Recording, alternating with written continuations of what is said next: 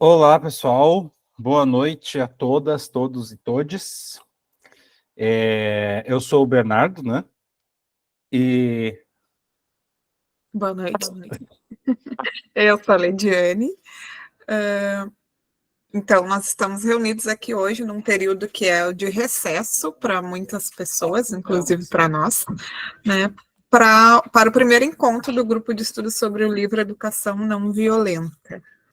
E acho que falo também em nome do Bernardo que nós estamos muito felizes com a chegada de pessoas novas, né? Porque, querendo ou não, a gente acaba se acostumando com algumas pessoas, né, que participam de vários grupos com a gente, e nesse grupo em especial nós temos bastante gente nova chegando. Então a gente vai se apresentar brevemente, ali o professor Daniel deu um tchauzinho, estou vendo algumas caras que já conheço, como a da Cátia, por exemplo. Então, só para vocês saberem, quem não me conhece, então eu sou a Lediane, eu sou formada em pedagogia, tenho especialização em orientação educacional, em abordagem em Reggio Emília, sou professora de educação infantil há 14 anos e de ensino fundamental há 1 ano. Eu trabalho na rede pública de São Leopoldo e de Novo Hamburgo, no Rio Grande do Sul, como professora de anos iniciais e de educação infantil. eu sou o Bernardo, né? Sou o outro professor que está à frente do meu pequeno Baobá. Eu sou formado inicialmente em Educação Física pela PUC, pelo ProUni, aqui de Porto Alegre. Estou cursando atualmente a Pedagogia à distância. E já tive experiência em turmas de berçário 1 e maternal 2, e atualmente trabalho com uma turma de maternal 2 numa escola conveniada da rede municipal aqui de Porto Alegre também. Daí, né, para quem já nos conhece de outros grupos, né, já ouviu isso, mas a gente sempre gosta quando no primeiro encontro de cada grupo, que a gente possa ter uma noção de quem a gente está falando, né? Eu vi que tem um pessoal que colocou a cidade, né, de onde está ali, onde eu tinha visto agora aqui, de Campinas, enfim, para que vocês possam se apresentar para o grupo, né, dizer onde vocês atuam, a cidade que vocês moram, a faixa etária, se é uma rede privada, pública, conveniada, enfim, só para a gente ter um breve conhecimento de com quem está sendo esse grupo, né? Porque se esse grupo foi feito com pessoas só do Rio Grande do Sul, daqui a pouco vai ter uma realidade que a gente vai conseguir abordar. Se a gente abordar conversar com pessoas que são do Norte, do Nordeste, do Sudeste, enfim, né? Alguém gostaria... Ó, a Franciele botou ali, Nova Petrópolis, turma de maternal 2.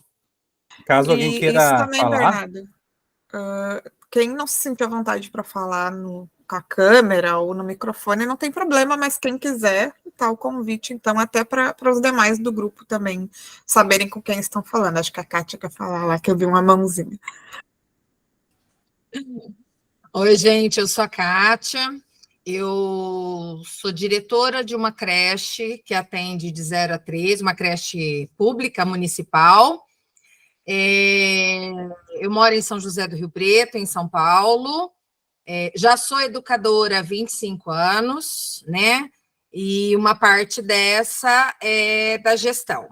Eu acho muito importante, né, esses grupos de estudo, porque mesmo a gente estando na gestão, a gente precisa adquirir conhecimento, né?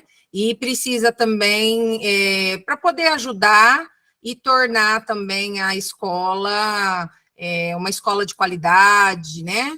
Poder compartilhar isso com os nossos professores. Já estou velhinha de casa já, né, gente? Já estou participando de vários já, não é o primeiro. Obrigada, Kátia. Seguindo, então, é a Doris. Boa noite, gente. Meu nome é Doris. Eu sou aqui de Campinas, da Rede Municipal de Campinas. Já atuo na educação infantil há 23 anos. Sempre aprendendo e sempre me transformando, né? Tenho especialização de educação infantil pela Unicamp. E quero aprender muito com vocês. É a primeira vez que eu venho no grupo. Bem-vinda, Doris. Tu é professora? Eu sou professora de educação infantil. Aqui a gente trabalha com agrupamentos, né? Eu não sei se que o pessoal conhece. A gente trabalha com turmas multietárias, então eu tenho crianças na minha turma de 3 anos a 6 anos. Aqui no Rio Grande do Sul, a maioria das escolas, independente de ser pública ou privada, é por faixa etária, né? Tem o berçário 1, berçário 2. Seguindo agora, a Érica. Oi, boa noite, gente. Eu participei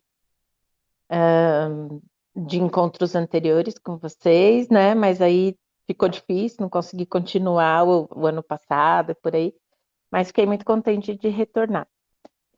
Então, eu sou da educação já faz um tempão também, comecei com uns 18 aninhos na Prefeitura de São Paulo, eu sou daqui de São Paulo, do ABC, com educação infantil e fundamental. E aí, também agora eu deixei a Prefeitura de São Paulo e vim para a Prefeitura de São Bernardo do Campo, e eu estou atuando como orientadora pedagógica aqui no município, tá? E é isso, na orientação de educação infantil, tá?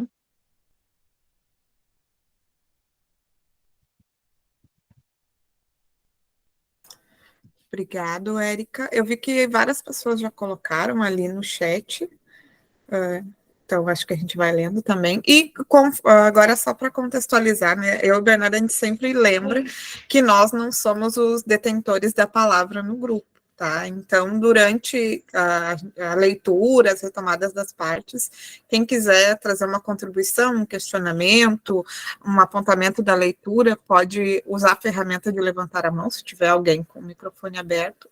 Em seguida, a gente passa a palavra para que todos possam interagir.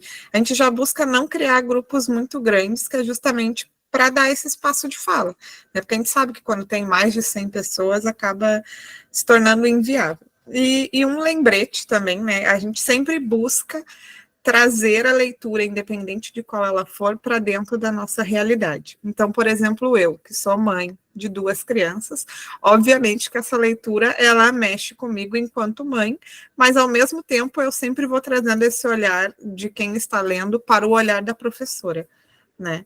Inclusive tem uma fala que ela faz em vários momentos, que agora me fugiu qual é a palavra, mas acho até que é alguma coisa relacionada à ladainha, que eu relacionei com a professorinha, né? Que muitas vezes, enquanto a gente está ali no dia a dia com as crianças, acaba vindo aquela professorinha Flora, né? A hora de aplicar a minha didática, e a gente tem que acomodar esse profissional dentro de nós e lembrar, não, agora eu estou com esse olhar, uma pedagogia mais participativa, democrática, prezando a autonomia das crianças. Então, esse embate de pais que ela traz, principalmente no livro, também é um embate diário dentro do nosso trabalho enquanto educadores da infância, né? E da infância também no ensino fundamental, porque também é uma outra questão que o livro vai trazendo, né? Que às vezes a gente esquece que a criança um pouco mais velha, ela ainda é criança, né? Ela não deixou de ser criança porque agora ela ingressou no ensino fundamental ou porque ela está se descobrindo adolescente.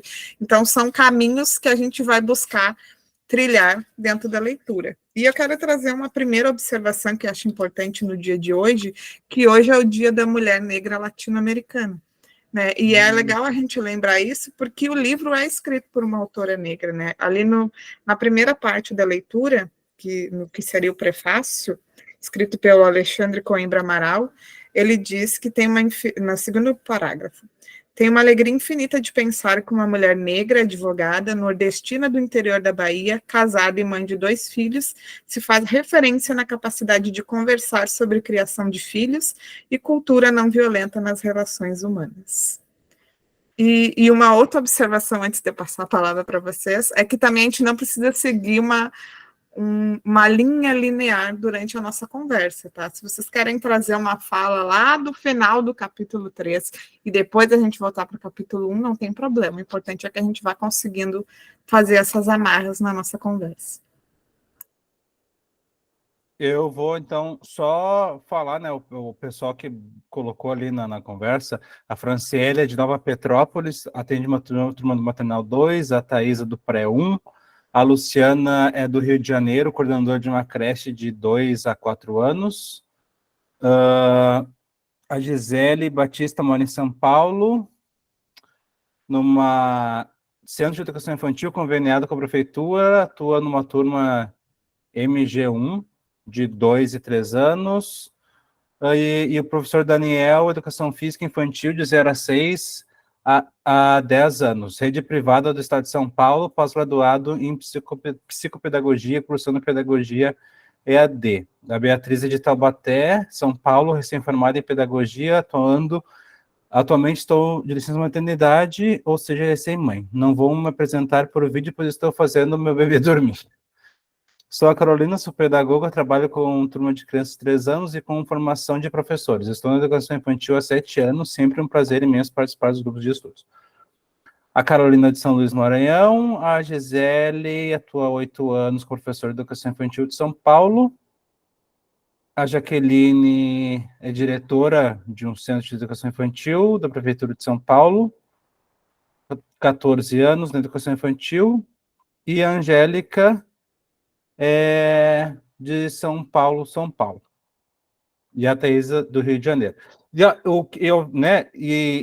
A gente sempre fala e pede para a pessoa se apresentar, porque, por exemplo, assim, daqui a pouco eu e a Lede, que a gente atua aqui no Rio Grande do Sul, daqui a pouco isso é uma realidade para a gente.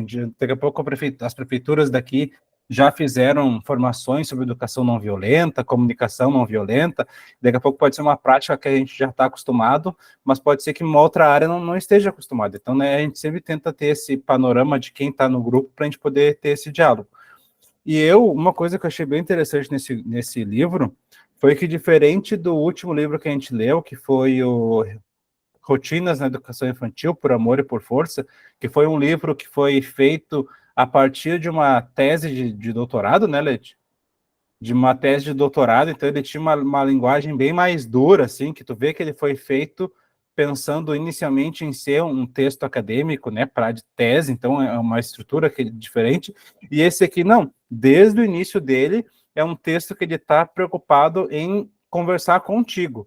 E eu me lembro de eu ter essa sensação quando a gente leu O Educador, da Madeleine Freire, que é um livro que está falando com o professor, né? Nesse aqui ele está falando com professores, com pais e tal. Então foi bem legal ver que desde a primeira página ele vê que a Elisama e também a pessoa que fez a introdução, que eu não lembro agora quem fez, enfim, que as pessoas que estão envolvidas no fazer desse livro foram muito, assim, pensadas em acolher esse adulto, né?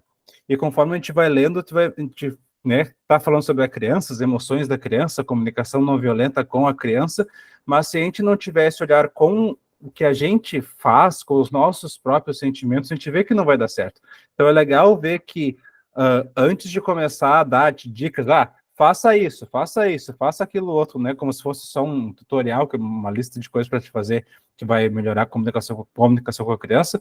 O livro está se preocupando em nos acolher primeiro, né? Enquanto adulto, agora que tu já está acolhido, vamos começar a olhar sobre essa comunicação, essa educação não violenta, né? E para pensar na educação violenta com as crianças, com os nossos filhos, com as crianças com as quais a gente atua nas escolas, a gente tem que olhar primeiro para si mesmo, né?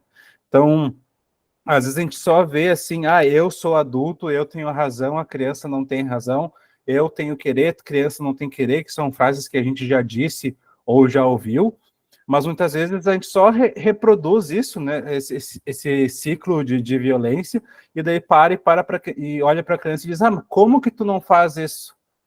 Né? Sendo que a gente aprendeu de uma forma e agora a gente quer dizer para a criança que ela ensina a aprender de outra, né? Sendo que nem a gente olhou para a gente mesmo para tentar quebrar os fantasmas que a gente criou, que foram criados durante a nossa educação, aliás, né? Porque senão a gente só achar assim, no meu tempo era bom, no meu tempo não tinha birra, eu apanhei da minha mãe, do meu pai a minha vida inteira e estou aqui bem. Daí a gente vai ver o que é o bem de hoje em dia, né? Adulto com um monte de ansiedade, um monte de questões psicológicas e psiquiátricas que não trata, porque é fragilidade, supostamente, né? E o quanto que a gente está preparado, tanto enquanto pai, enquanto mãe, e enquanto quanto o professor para lidar com isso, né? Que geralmente as famílias vão lidar com uma criança, 2, 3, né? Lógico, tem famílias que lidam com mais, mas, né, são pessoas aos pouquinhos, assim. E a gente vai chegar numa sala, vão ter 10, 15, 20 crianças, 25 crianças. E será que a gente vai ter esse preparo? As faculdades, elas não vão dar esse preparo para a gente, né? É um preparo que vai vir ao longo da vida.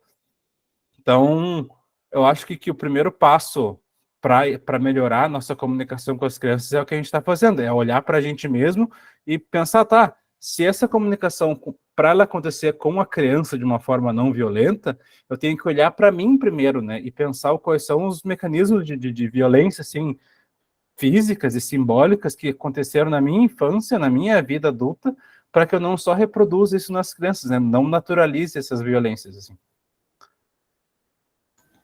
E bem isso, na verdade, ali nessa primeira leitura, eu já fui fazendo um link com o livro Diário de Acolhimento na Escola da Infância e no livro Abordagem Pickler.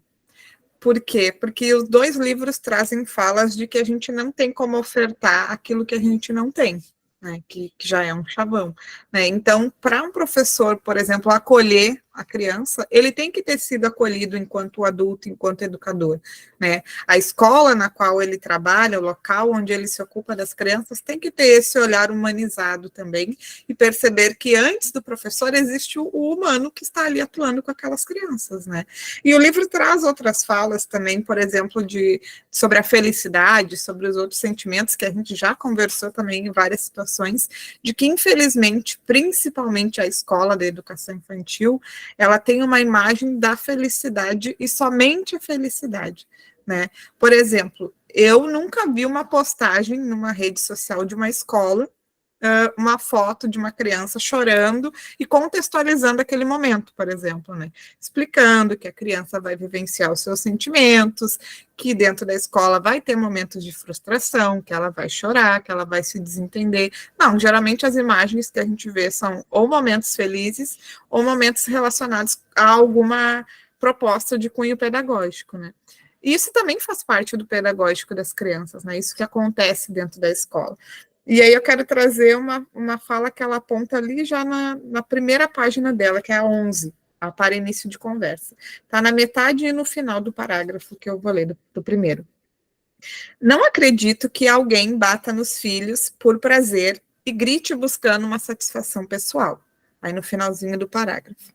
A conexão é uma necessidade humana básica. Acontece que entre esse querer tão verdadeiro e honesto e a prática, há uma distância maior do que gostaríamos.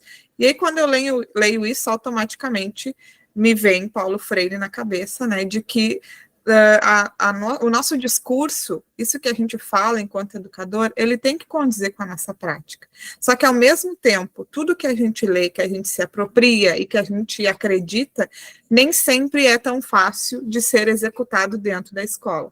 E aí nós esbarramos em diversas questões, seja uma questão estrutural, seja uma questão de organização, uma questão legislativa, enfim, a escola, ela é parte da sociedade, enquanto um lugar da sociedade também está limitada a outros acontecimentos, né? Outro dia a gente conversava com um grupo de professores em Porto Alegre, eu e o Bernardo, e a gente comentou que, por vezes, a gente está insatisfeito, né, numa escola da qual a gente está atuando, por exemplo, uma escola privada.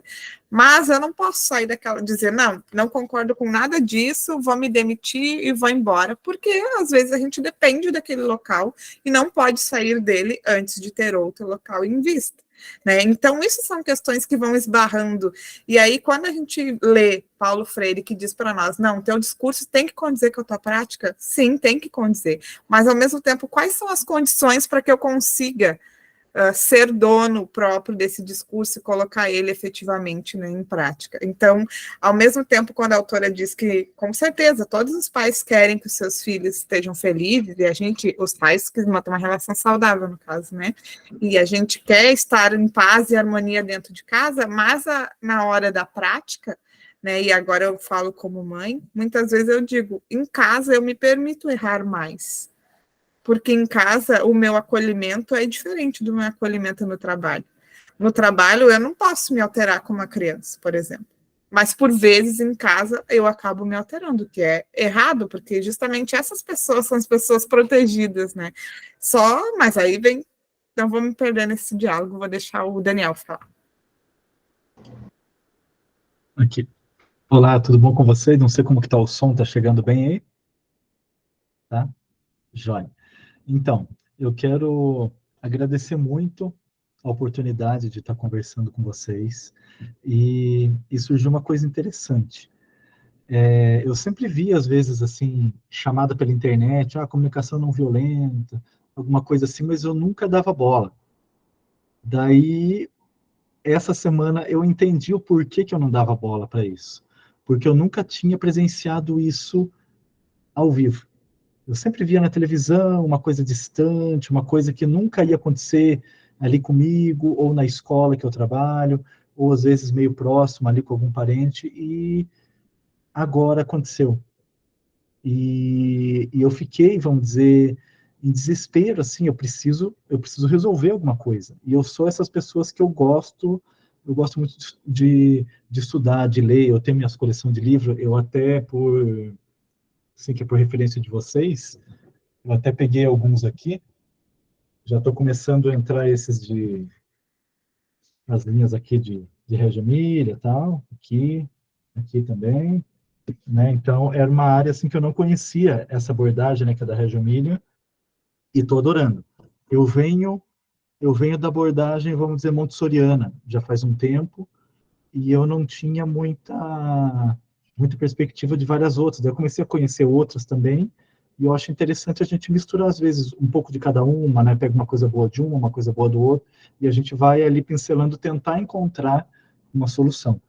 E daí, né, voltando para esse caso, eu nunca tinha visto uma violência, assim, com um profissional de educação ali infantil, e com uma criança que está ali, vamos dizer, 100% indefesa, e eu congelei. Eu não sou o que fazer. Se eu tinha que pegar essa professora pela mão e falar para ela, viu, você passou do limite, ou eu correr atrás de um coordenador, mas às vezes eu via que essa pessoa, ela é uma pessoa extremamente influente na escola. E a gente vê que, às vezes, escolas particulares, é difícil a gente ter essa voz, a gente querer dar uma opinião firme, alguma coisa assim. Então, eu procurei esse grupo para me tentar, vamos dizer, entender alguma coisa, como que eu posso seguir adiante, como que eu devo seguir, vamos dizer, fazer tipo de uma denúncia formal de alguma, às vezes, agressão que eu vi, alguma coisa assim, esses caminhos legais, como que eu devo tomar essas iniciativas. Então, eu acredito que com essa leitura, né, com esse grupo, eu chegue em algumas sugestões interessantes aí. Só isso. Daniel, eu já vou entrar falando, porque aconteceu uma situação muito parecida comigo alguns anos atrás, tá? Eu estava fazendo uma experiência, né? Porque aqui no Rio Grande do Sul tem muito isso nas escolas menores. Tu faz um teste, daí tu vai lá e trabalha 3 dias por tua conta e risco para saber se a escola e se tu vão se gostar. E aí eu estava nessa escola com uma turma de crianças de 3 anos, e era a hora do sono, assim, né? A escola tinha a hora do sono. E aí essas crianças se acomodaram, e num determinado momento, um menino deixou escapar um xixi. Daí eu falei para ele, não, então vamos pegar ali a tua roupa na tua mochila para te trocar e tal. E aí ele automaticamente, já confiando em mim, mesmo sendo uma pessoa estranha, ele já tirou a calça dele ali dentro da sala e foi até a mochila dele sem a calça.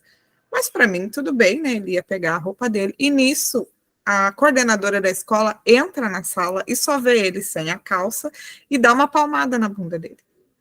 Nesse momento, assim, eu fiquei paralisada, não tive reação. Quando ela me viu, ela gostaria que o chão tivesse se aberto e ela pudesse se enfiar ali dentro. Ela só saiu da sala, mas eu não consegui fazer nada naquele momento, sabe? A minha reação fui lá, conversei com a criança, acolhi ele, coloquei a roupa nele E não falei nada com ela. Nesse mesmo dia, quando eu saí da escola, né, que tinha terminado o meu horário do teste, eu fui até a Secretaria de Educação do município, porque mesmo uma escola privada, o município também é responsável pela essa escola, né? Fui até lá e fiz uma denúncia formal, foi uma denúncia anônima, mas obviamente que ela sabia que tinha sido eu que tinha feito a denúncia, né? Mas fiz esse registro e depois eu obtive um retorno da Secretaria de Educação, de que eles tinham ido até o local, que a escola tinha sido autuada, né? Que esse comportamento não poderia se repetir.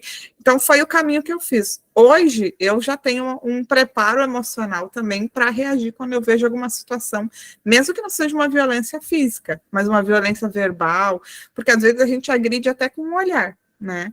Principalmente em escolas que têm câmeras, eu já vi as professoras virarem de costa para a câmera e fazer uma cara para a criança, alguma coisa, então já consigo me posicionar nesses momentos. Mas eu acho que esse é um caminho que tu pode seguir, talvez não agora, se tu não se sentir à vontade, né, porque acabou de acontecer, mas esperar alguns dias e buscar orientação diretamente na Secretaria de Educação. E pegando esse gancho, né, de que às vezes a gente está tão acostumado com essas violências, lógico, o caso que a Leide e o Daniel trazem são pontuais, né, mas quanto às vezes a gente se acostuma com essas pequenas violências, lógico, a hora que alguém lá bate numa criança, é uma coisa bem mais clara, né, que aconteceu aquilo ali, mas o quanto que a gente naturaliza pequenas violências, né, que nem a gente estava falando no evento que teve na a Jornada Gaúcha de Educação Infantil aqui de Porto Alegre, em que eu e a Leide a gente falou, né, sobre essa questão do assoar o nariz, assim, né, aqui no Rio Grande do Sul, às vezes faz bastante frio, as crianças ficam bastante gripadas e tal, e daí é comum que a criança tenha coriza, né, que nem todo mundo, e daí é muito, às vezes, né, o professor, a professora que não parou para pensar sobre isso, vai lá, a criança está com coriza, chega do nada, por trás da criança, assoa o nariz, está resolvido. Ó, sentiu um cheiro de cocô, vira a criança, vê, não é esse, não é esse. Ah, achei. Daí vai lá trocar, como se fosse uma coisa, né? E lógico, são violências diferentes, né? Mas são coisas que a gente vai se acostumando ao longo da vida, e se a gente não para olhar, tá, ok, o que eu tô fazendo, né? A gente só reproduz. E é uma coisa legal ali da página 11 também, no último parágrafo, as últimas 3 linhas, né?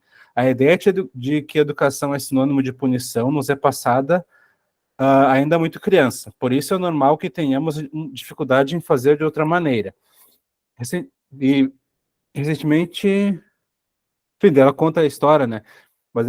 Mas ela tem que obedecer à tia. É nessa conjuntura social que vivemos. Nelas fomos educados e, principalmente, dentro dela, educamos nossos filhos. E eu fiquei me questionando, sabe? Porque muitas vezes eu estou numa turma que é bastante agitada, bastante desafiadora, assim. O que é comum que a gente sempre fala, vocês têm que ouvir os professores, vocês têm que ouvir os professores, ouvir os professores. Só que não é uma questão de ouvir. É uma questão, né? Eu substituí o ouvir os professores por obedecer os professores. E lendo esse livro, eu estou pensando, não é uma questão de obedecer o professor, porque a hora que eu e a minha colega a gente pede, gente, sentem no tatame agora que a gente vai organizar tal coisa, eu não estou querendo que eles me obedeçam porque, eu agora fiquei com vontade que eles sentem no tatame. Não, é um sentar no tatame para que alguma coisa seja feita. Então, aos pouquinhos eu começar a colocar neles, olha só, gente, agora vocês vocês têm que sentar no tatame agora, porque isso vai ser feito, né? Introduzir nas crianças esse senso de responsabilidade e a responsabilidade delas fazerem isso, né? Não tem como eu me sentar no tatame por elas, elas têm que sentar no tatame, mas esse jogo, assim, né, de eu não quero, ao mesmo tempo que eu falo, vocês têm que obedecer o professor, eu não gostaria que fosse uma obediência cega, né? Então, esse diálogo, eu vejo o quanto que é difícil, especialmente com uma turma de crianças, né? Se tem 1, 2 filhos, enfim, é um pouco mais fácil e mais difícil em outros aspectos. Mas, né, enquanto uma turma de crianças de educação infantil, é muito mais complicado, eu sinto isso, né? De que eu não quero ser o ditador, ao mesmo tempo que tem momentos do dia como a conversa não funciona, que, gente, agora vocês vão sentar e ponto.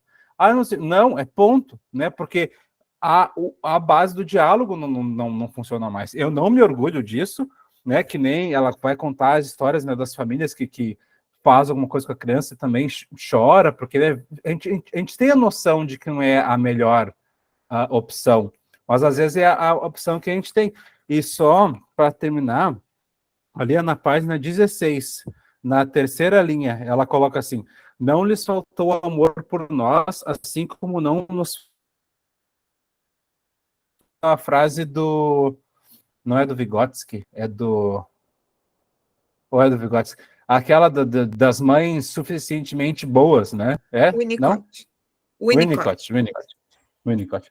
De que, ok, pode ser que eu hoje agora veja que não foi a melhor forma de falar e, né, não adianta também me martirizar pelo que eu fiz, senão a gente nunca vai conseguir progredir. Mas tá, eu fiz aquilo ali na época porque eu era o professor que eu consegui ser naquela época, naquele dia. Agora eu estou me colocando nesse espaço de repensar a minha prática para que ela possa melhorar. Porque se quanto mais a gente for ler sobre educação não violenta, sobre pedagogias diferenciadas, a gente vai pensar, putz, até ontem eu fazia isso. Então, o que significa que a minha prática sempre foi ruim? Não, tu só se deu conta que tu fazia isso que não é tão ideal porque tu está estudando sobre isso.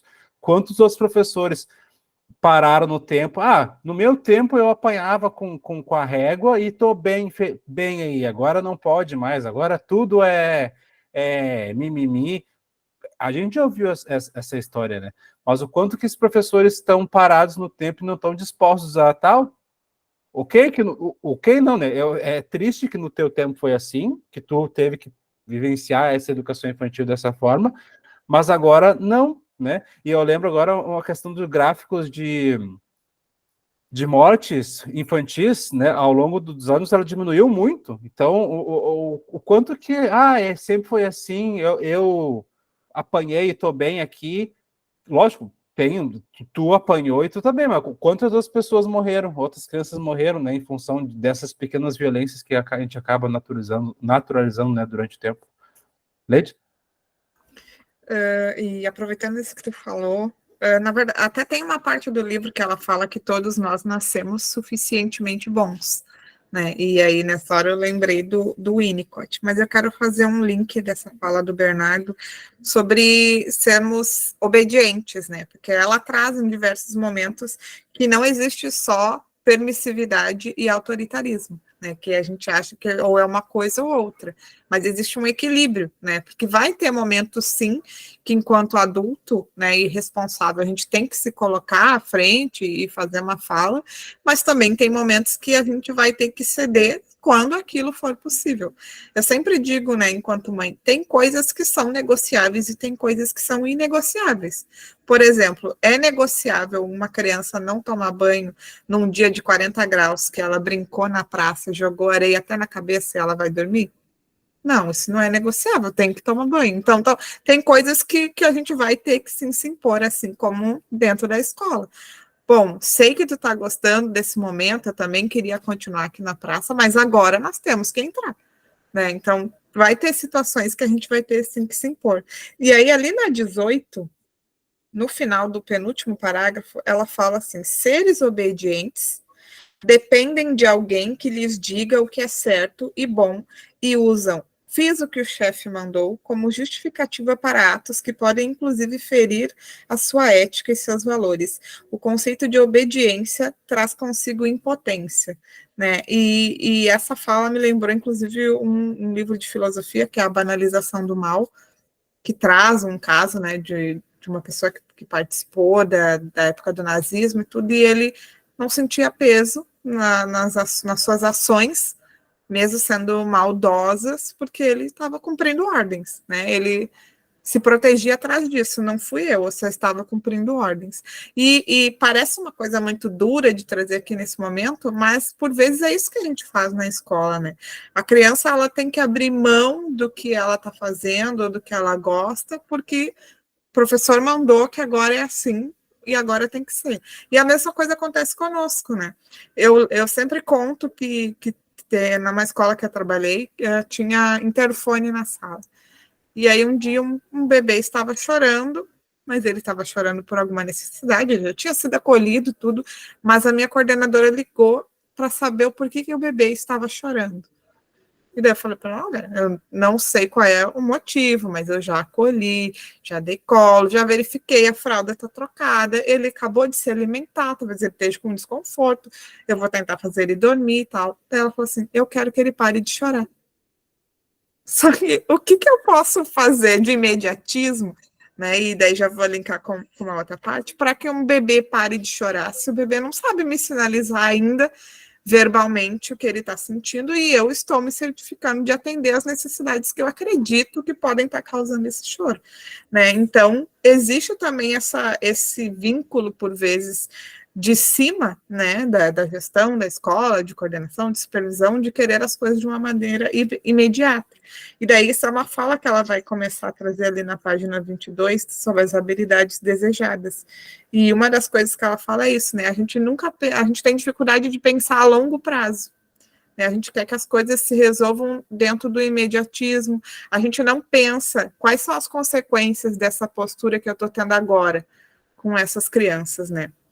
Eu sempre falo que a gente, enquanto professora, a gente vai deixar marcas, né?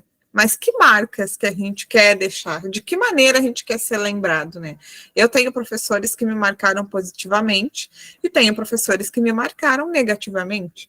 Então, eu tenho viva a memória dos dois, mas eu não gostaria de deixar essa memória negativa, né? E sempre fico muito feliz quando recebo um retorno de uma família de coisas que eu nem imaginava. Né?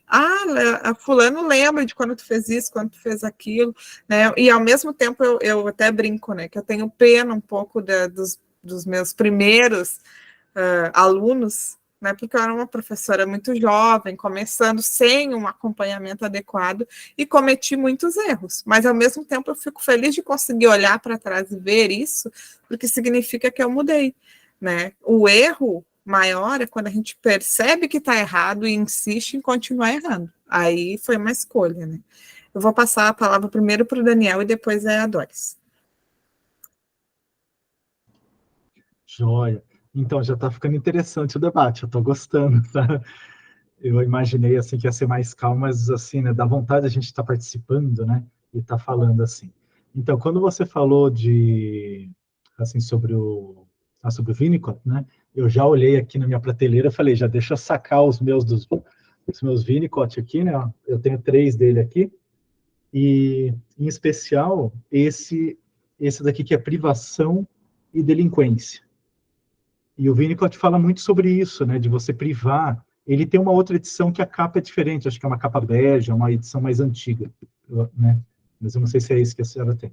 Mas daí, ele fala muito sobre isso, né, que a criança, ela tem, às vezes, tanto desejo, tanta liberdade, às vezes coisas simples, que é escolher colocar o feijão do lado do arroz, um detalhe simples, e os pais ou algum cuidador pega e interrompe aquilo ali. Às vezes a criança ela vai lavar a mão na torneira, né, vamos dizer, criança pequenininha, e ela quer sentir um pouco a textura da água na mão, ela quer ver que abre e fecha a torneira, e acontece alguma coisa, né? Ela está descobrindo o mundo e vem ali um adulto e fecha a torneira. E já empurra ela, já coloca outra criança, aquela coisa serial, como se fosse uma fábrica, né?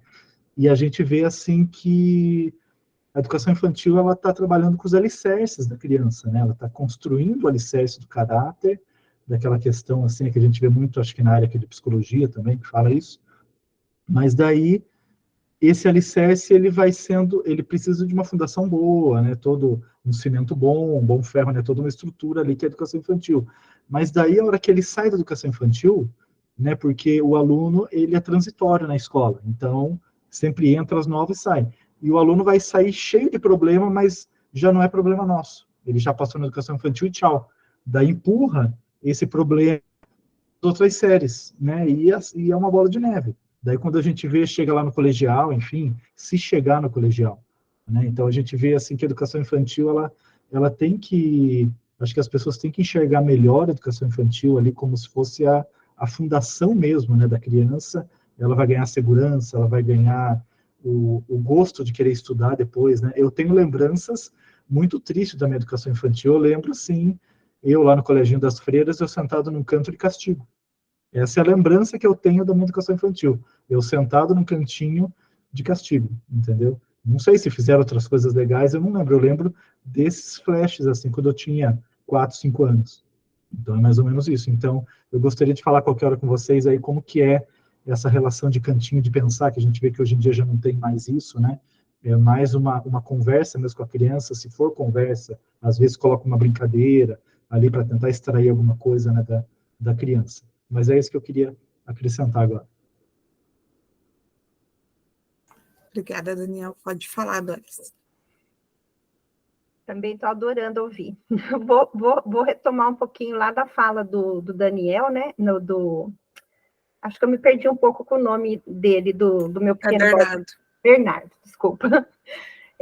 Essa questão da formação, né, do professor. Quanto que tem essa necessidade que eu vejo hoje? Olha, eu tenho 23 anos, né, de magistério. Eu já passei por essa pedagogia transmissiva, autoritária, controladora. Vi que a coisa não estava dando certo.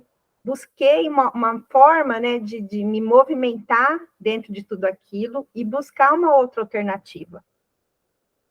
Aí, recebi um neto de presente e uma filha maravilhosa que quis educar de forma diferente esse neto. E algumas coisas eu não entendia. Então, quando eu vi o tema, né, educação não violenta, comunicação não violenta, educação positiva, eu comecei a me interessar pelo assunto. E percebi o quanto que a gente pode ser melhor dentro da sala com as nossas crianças, a partir do momento que você se põe a se mover, a se transformar, a buscar conhecimento. Essa questão da educação infantil hoje eu vejo como algo assim extremamente urgente e necessário da gente entender que a gente está lidando com a formação humana, com a essência humana. E aí eu fico aqui pensando que tipo de humano eu quero formar. A gente já está aqui vendo, né? A gente já tem provas de que os humanos que a gente formou estão estressados, deprimidos, insatisfeitos, infelizes. Tudo por uma educação, talvez, que recebeu tão punitiva, né? E hoje, trazendo agora para a minha prática, né, para o meu dia a dia, eu sou uma professora muito acolhedora, tento ser, pelo menos, muito afetiva, tenho uma turma esse ano muito intensa, eu falo que a minha turma é muito intensa, porque eu tenho várias crianças de inclusão na mesma turma, mas eu tento a todo instante estar presente naqueles momentos que eu percebo que a criança está precisando de mim, e tento ouvi-la o tempo todo. E assim, na escola que eu estou, que é uma escola nova, é o segundo ano que eu estou nessa escola, que eu precisei fazer uma remoção, e lá eu sou vista como a professora boazinha. Isso tem me incomodado um pouco. E outro dia, eu conversando com a minha diretora e com a minha orientadora, eu coloquei, eu não quero ser uma professora boazinha e eu não sou uma professora boazinha, mas eu sou uma professora que quero ouvir essas crianças, quero ouvir o que elas têm para me dizer, quero respeitar essas crianças e quero entender, para além do respeito, as emoções que essas crianças sentem. Porque eu entendo que quem é o adulto dessa relação sou eu. Ela precisa, né? Eu tenho que dar uma forma dela encontrar o equilíbrio. Porque a gente ouve muito também, né? Como a gente aqui trabalha muito com diferentes idades na mesma turma, então eu tenho aqueles de 3 anos, de 4 anos, que têm mais dificuldade no momento de compartilhar um brinquedo, né? De cumprir uma rotina, ou mesmo de dialogar, de fazer alguma proposta. E aí, então, eu ouço de muitas pessoas, mas ele não faz nada, ele só faz birra, e você aceita que ele faz birra. Ele está fazendo birra, isso é birra. Então, assim, essa coisa da birra também é um termo que está me incomodando muito, então eu tenho buscado também entender como é o funcionamento cerebral dessa criança. Será que essa criança com 3 anos faz birra? E o professor que quer que ela faça o que ele determinou naquele momento, algo que talvez ela não tenha ainda condições de fazer. E ele insiste. Ele também é birrento, então, né? Então, assim, são coisas que a gente precisa, sim, estar dialogando, a gente precisa, sim, levar para dentro da escola. Campinas, né, é um município muito grande, nós temos o documento que fala sobre tudo isso que a gente estuda, mas a gente percebe, quando a gente começa a fazer remoção, mudar de escola, que as escolas ainda são muito das formas tradicionais, né? Muito punitivas, muito controladoras, conservadoras, querem produto, mas não querem processo, enfim, tudo isso que a gente está falando, né? E a questão da violência, né? Eu não me lembro qual é o autor, mas eu acho que é como que é? Aurelius, que fala, eu fiz algum estudo, eu não lembro, porque ultimamente eu tenho feito tanta coisa, mas assim, ele fala das doces violências. Então, assim, são pequenas coisas na fala e no próprio olhar que você tem com a criança que estão tão naturalizadas dentro da escola e que todo mundo acha que é normal, que tem que ser feito assim mesmo. E aí, quando você se coloca de forma diferente, você é a boazinha, né? Então, a gente tem que continuar assim, lutando e remando aí, para ver se a gente consegue alguma transformação. É isso. Obrigada, Doris. Vou trazer várias coisas amarrando a fala de vocês dois, depois eu vou passar para o Bernardo. Então, primeiro, só uma observação, né?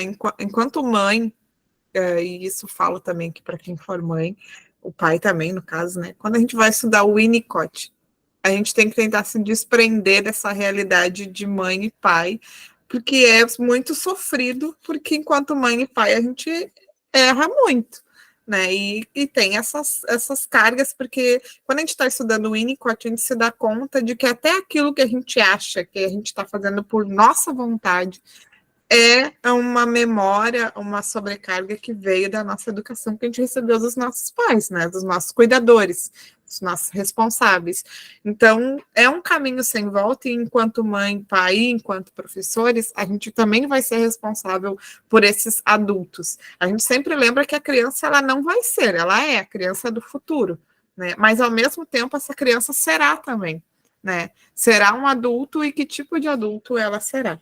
Né? E aí, ainda falando sobre isso, uma coisa que eu acho importante que o Daniel trouxe sobre essa coisa meio da fábrica, né, que é o tempo de qualidade, né? A Silvia Nabinger, que é a coordenadora da Rede Pickler Brasil, ela traz sempre uma fala sobre que o principal investimento e o melhor e mais barato investimento é o investimento na primeira infância, né? Porque o que se investe em um bebê, ele vai ter um retorno a longo prazo que é muito maior e muito mais barato do que uma tentativa de um retorno numa pessoa já criminalizada, por exemplo, né? A pessoa que vai para um sistema de encarceramento é um custo maior, e essa pessoa, por vezes, pelo próprio sistema, ela acaba se tornando um sujeito irrecuperável, né? E, por vezes, ela nem era esse tipo de sujeito, mas por estar lá, dentro daquelas condições, acaba se tornando esse ciclo, né? Que no Brasil, infelizmente, são necessárias políticas públicas e investimento, um outro olhar, desde a primeira infância, para que a gente consiga contornar essa realidade atual. Então, a Silvia sempre traz essa fala. Se tu trabalha numa escola que não tem como dar um tempo de qualidade ideal para um bebê, por exemplo, durante a troca, porque existem 20 bebês dentro de um berçário, e os bebês têm a mágica de precisarem trocar o cocô todos ao mesmo tempo, por exemplo, né? Então, quando isso acontece, aquele tempo que tu tem, por menor que ele seja, que seja um tempo de qualidade dedicado àquela criança. Olha, agora eu vou trocar tua fralda, não vou poder demorar muito, porque fulano também precisa trocar a fralda, né? E estar com a criança nesse momento. Porque, infelizmente, eu, como uma professora que trabalha há muito tempo com o berçário, eu sempre vejo as educadoras conversando sobre outra coisa, ou olhando outra coisa, enquanto estão ali com o bebê, né? Porque se esquece que o bebê também é pessoa, e enquanto pessoa ele precisa desse olhar cuidadoso, esse olhar respeitoso também, né? E aí, agora falando sobre a professora boazinha, né? Eu sou vista ou como uma professora boazinha ou como uma professora que incomoda, né? Porque depende a época do ano. Ou quando tu traz ideias, tu acaba incomodando, porque tu tira as pessoas da zona de conforto. Ou então, né, eu sempre digo assim, as pessoas, eu ouvi por muito tempo dizerem para mim, tu tem sorte porque tu pegou uma turma boa. Mas aí eu me dei conta que todo ano eu tenho a sorte de pegar a turma boa. Mas não é isso. É o trabalho que tu faz com essas crianças, né? Por exemplo, na escola que eu trabalho atualmente, quando eu entrei na turma da educação infantil, uma coisa que me marcou muito foi que a professora que ia sair da turma para trabalhar na Secretaria de Educação, ela me disse assim, olha, tu vai gostar muito dessa turma, porque tu vai conseguir deixar adiantado várias coisas para a tua turma da tarde, porque eles ficam sentadinhos a manhã inteira. E essas crianças me pediam autorização para tomar água da própria garrafa delas, né? Então, essa professora ela não estava sendo violenta, não estava sendo agressiva com as crianças, mas a maneira como ela estava trabalhando com essas crianças fez com que elas não tivessem autonomia para nada, nem para manusear o que era delas mesmas, né? Então, tinha um banheiro dentro da sala. Professora, posso tomar água? Posso assoar meu nariz? Posso lavar minha mão? Então, recuperar essa identidade de que eles são pertencentes da escola e que aquela sala era a referência deles foi um trabalho que levou meses, né? Eu sempre digo, foi o tempo de fazer com que essas crianças entendessem que aquele espaço era delas, foi o meu projeto pedagógico do ano letivo com aquelas crianças de 5 anos. E ver no final do ano, elas com autonomia, elas conversando, elas levando os pais até a sala para mostrar as coisas que elas produziam, elas dizendo para mim que não queriam fazer tal coisa, porque lembra que ontem tu falou tal coisa? Então, tipo, crianças que adquiriram voz. Né? Esse foi o meu trabalho. E eu fiquei feliz de não sobrar tempo para adiantar coisas da tarde. Porque isso eu tenho que fazer na minha janela, no meu planejamento. Então, que bom que eu consegui recuperar isso com as crianças. E aí, uma última fala para amarrar, né? Isso do sempre foi assim. Aí eu lembro novamente aqui Paulo Freire, que é dessa coisa fatalista, né? Às vezes a gente acha que, não vou tentar fazer isso, porque sempre foi assim aqui na escola, né? Não adianta falar porque não tem recurso, porque... Só que a gente não pode ter essa visão, né? Justamente se a gente se acomodar no sempre foi assim, ou não tem o que fazer, ou não tem recurso, ou não tem como trocar de profissional, a gente não vai conseguir mudar. E daí eu trago a fala das micro-revoluções. Se eu não posso revolucionar a escola, eu posso revolucionar a minha turma, né? E a partir dessa micro-revolução no meu espaço com as crianças, eu tenho certeza que elas vão levar isso adiante quando elas estiverem em outros espaços e assim sucessivamente.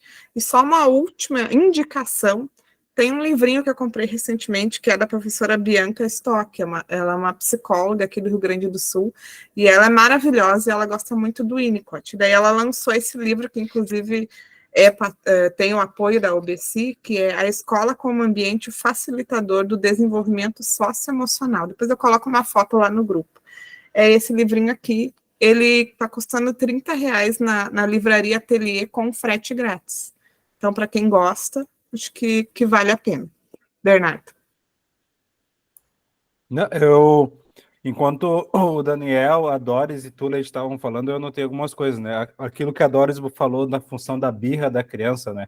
Que a gente, é bem fácil a gente dizer, né? Isso é birra, esse choro aí não tem porquê e tal, mas a gente, enquanto adulto, faz a mesma coisa, né? A gente só não se atira no chão, mas às vezes a gente tá preso numa ideia e é aquilo ali, a gente sabe conscientemente, racionalmente que poderia ser outra coisa, mas a gente não larga a nossa ideia, né? E o livro traz, né, que não adianta tu querer conversar com a criança enquanto ela tá tendo algum, né, essa enxurrada de sentimentos na sua cabeça, né? Esses dias, na semana passada, a criança ia sentar no lugar, daí eu tirei a cadeira e disse, senta lá. E ela não queria sentar, daí tá, não adianta agora eu, no meio do choro dele, eu queria conversar. Foi lá, ele não... Acho que era o café da manhã, ele não tomou o café da manhã, porque chorou. Depois, a hora que ele conseguiu se acalmar, eu fui lá e conversei com ele, né? Tá, tu viu por que tu não conseguiu comer, né? E conversei com ele, porque senão a criança tá no meio do choro e tu, viu, agora viu o que tá acontecendo? Você imagina a gente tendo um ataque de choro por qualquer motivo e um adulto querer falar com a gente ia dar um soco nessa pessoa, tipo, cala a boca. Eu não quero te ouvir agora, só quero chorar, né? Às vezes a gente não leva esse mesmo olhar para a criança, né? Outra coisa é a questão do cantinho do pensamento, né? Que o Daniel trouxe ali. Eu fico nessa, assim, eu não me utilizo dessa abordagem, assim, mas eu tento colocar nas crianças um senso de responsabilidade, assim, olha só, né, e a gente fala isso todo dia, eu e minha colega, a gente fala isso todo dia, várias vezes ao dia. Pessoal, olha só, quando a gente for para o pátio e a gente chamar vocês, vocês têm que vir, porque senão a gente não vai conseguir ter a confiança de deixar vocês irem para o pátio. A gente fala isso várias vezes.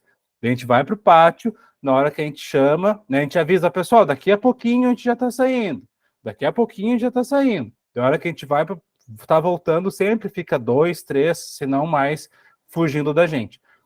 Daí eu me dá assim, meu Deus, alguma coisa tem que ser feita, né? E eu não quero que eles entendam como um castigo. É só assim, olha só, a gente não consegue confiar em vocês para que vocês brinquem de forma tranquila, tá? E daí teve um dia que ao invés de eles brincarem de tarde, eles não brincaram, ficaram sentados. Daí eu fico assim, pá, será que eu tô ensinando alguma coisa? Será que eu não tô? Daí eles ficam 5 minutos sentados, eu digo, tá, ok, ó, vamos fazer um combinado? A hora que a gente voltar, a hora que a gente chamar vocês vão ver? Tá, converso com cada um, tá, vamos. Daí chega no final do pátio, pessoal, vamos reunir. Daí não vem. Daí tu fica assim, o que eu tô fazendo, sabe? Porque esgota alternativas, assim, mas eu acho que devolver esse senso de responsabilidade para eles, eu acho que é muito mais importante do que eu só, vocês estão de castigo aqui porque não me obedeceram. Não, vocês estão sentados aqui porque a gente não consegue confiar em vocês. E olhando de fora, pode parecer que é o castigo, mas eu estou dizendo, olha só, as consequências de vocês não virem a hora que a gente pede é isso, a gente não confiar em vocês, sabe? Então, e posso estar errado, não estou dizendo que eu estou, meu Deus, certo, mas ali na página 18, no final do segundo parágrafo, ela coloca assim, né? Seres obedientes dependem de alguém que lhes diga o que é certo e bom, e fiz o que o chefe mandou como justificativa para atos que podem, inclusive, ferir sua ética e seus valores. Então, né, eu não quero que eles me obedeçam por si só. Eu quero que eles entendam, olha só, o próprio Bernardo e a Prof. Kátia, eles precisam ter confiança de que a hora que eu for voltar, sabe, a Doris botou, utiliza música, mas não com esse grupo de alunos, não, porque eles não pegaram ainda, mas que a gente fez trem, vamos pro trem agora, daí vinham pro trem, mas não vinham, enfim, o que a gente tenta se utilizar de estratégia é isso, conversar com cada um individualmente, ou tá, agora vamos chamar as crianças, eu e minha colega, cada um pega 2 e para eles não fugirem, sabe? Então, não é o ideal, mas a gente está aos pouquinhos, né, tentando dialogar. E uma última coisa, que hoje eu estava conversando com uma colega minha e ela perguntou assim, né, vocês fazem, né, os grupos de estudo e tal, vocês fizeram a palestra na jornada, mas aí se alguém pergunta para vocês alguma coisa que vocês não sabem, eu disse, se eu não sei, eu vou dizer que eu não sei, né, porque senão a gente sempre se coloca nesse lugar, assim, de que o professor tem que saber de tudo, e agora a hora que a gente lê a educação não violenta, a gente vai saber a resposta de todos os dilemas da vida. Não tem a ver com isso, né? Tem a ver com a gente estar nesse lugar de questionamento. Porque é muito mais fácil a gente dizer, a minha prática é perfeita, não tem nenhum erro, meus alunos são todos bons, e se blindar de questionamento, e né, a hora que a gente vai começar a se questionar, a gente vai começar a questionar, tá, então, será que o que eu faço faz sentido para mim? Faz sentido para a criança, né? Então, esse lugar de dúvida, ele não pode ser uma coisa assim evitada. Quanto mais a gente pensar sobre a nossa prática, mais dúvidas vão surgir, né? Isso é inegável. Então, ver esse lugar do não saber como uma oportunidade, tá? Então, vamos tentar saber, né? Como é que é. O Daniel e depois a Lede, então. Joia. Eu gostei muito dessa fala que a Lede falou sobre as crianças, que elas assim pediam permissão para qualquer coisa, né, para usar ali para tomar uma água, alguma coisa assim. E isso aconteceu comigo, né? A gente foi fazer uma atividade e eles queriam saber se podia usar canetinha ou não. Daí eu falei, pode. Porque a professora, né, porque a tia não deixa. Eu falei, nossa, mas se tem canetinha, daí tem alguma relação com a mesa, que às vezes pode sujar a mesa, enfim, alguma coisa assim. Mas elas já estavam praticamente já no meio do ano e não tinham usado a canetinha ainda, por causa de alguma regra que vem passando, que não pode usar, que não se usa canetinha, é só em alguma alguma tipo, coisa especial ali que vai usar. E às vezes nem acontece isso que seja especial e fica a canetinha sem usar. Mas o que eu quero dizer é que o maior problema, às vezes, que eu vejo são que a maioria das crianças, elas não se rebelam contra esses professores autoritários. Elas simplesmente aceitam e vão seguindo. Às vezes é um ou outro na turma que ele não sabe o porquê e ele começa a bater de frente com o professor, com a professora. E os professores acabam chamando a famosa birra. E quando eles falam birra, é como se estivesse tirando qualquer, vamos dizer, razão legal da criança estar sentindo aquilo. Ela é birra. Eles, né, qualquer coisa vira em birra. Mas e se a gente trocar essa palavra birra por outra coisa? A criança está revoltada. Daí, a birra, a gente não pergunta por que ela está com birra, é só birra e termina a frase. Ela está com birra, a gente vira as costas. Agora, se a gente fala assim, o aluno, ele está revoltado, mas ele está revoltado com o quê? Daí ele vai instigar essa investigação, o porquê que ele está revoltado. Ele está revoltado porque ele tem que pegar a ordem para tomar água. Ele está revoltado porque ele tem que pedir autorização para qualquer coisa na sala. E isso vai acumulando, e eu acho que o maior problema são as crianças também que acabam aceitando isso, desse professor autoritário, né? E aproveitando o gancho, eu gosto muito dos textos da Hooks, né? Qual que é o nome dela? Bell Hooks. E ela fala um pouco isso sobre você, tipo, transgredir as coisas, né? Eu até tenho um aqui, mas não sei onde está. Em algum canto está aqui, depois eu acho. Mas ela fala muito isso da gente dar essa oportunidade né, de dar voz à criança, porque ela nunca tem voz. Ela entra na escola, não tem uma voz ali, eu gosto disso, eu quero sentar na janela porque eu gosto de olhar a árvore, né? Porque lá onde eu estudo, né, sim, lá tem, né, a árvore, estudo, né? Tem outras escolas aqui que tem árvores também, numa cidade pequena. E às vezes a criança gosta de ficar olhando na janela, ver um passarinho, ou olha nuvem, alguma coisa, daí o professor já acha que ela tem TDAH, né, que o professor adora, né, que tem alguns professores que adoram, tipo, rotular e já dá, tipo, de um diagnóstico melhor do que um psicólogo, do que um terapeuta. Esse tem TDAH, outro tem alguma coisa, e não é por aí, né, gente? É muito complexo para você fechar algum diagnóstico, né? Então é isso, eu acredito, assim, que tem muita criança que às vezes ela está sofrendo uma violência, né, que o tema é violência, mas é uma violência velada, que eu acho que é a mais difícil da gente enxergar, que é aquele professor que é ultra, né, a hora que fechou a porta, a gente não sabe o que está acontecendo ali. E depois, numa outra conversa, a gente vê que a criança não tem liberdade para nada. E depois, quando ela vai ficar mais velha, que vão pedir, você tem que ser criativo, você tem que fazer, ela perde isso, ela não sabe o que fazer quando não tem um adulto por perto. Eu acho que esse é uma violência ali que, assim, tem que ser combatida ontem já, né? Essa é a fala. Obrigada, Daniel. E agora, como tu falou dessas violências veladas, eu já contei isso num outro grupo, mas eu não fiz educação infantil, né? No meu bairro, na minha cidade, não tinha, quando eu era criança, e então eu entrei direto na primeira série. E eu era uma criança muito falante, comunicativa e tal, e eu achava que eu amava, era o que eu mais queria era ir para a escola, né? E aí eu fui para a escola e amei a escola, amava tudo na escola. Aí na primeira reunião, a reunião de pais, que foi na primeira semana, a professora falou assim para minha mãe: olha, a Leidiane, na frente de todos os pais, com os seus filhos, né? A Leidiane é ótima, mas ela fala demais e atrapalha a aula.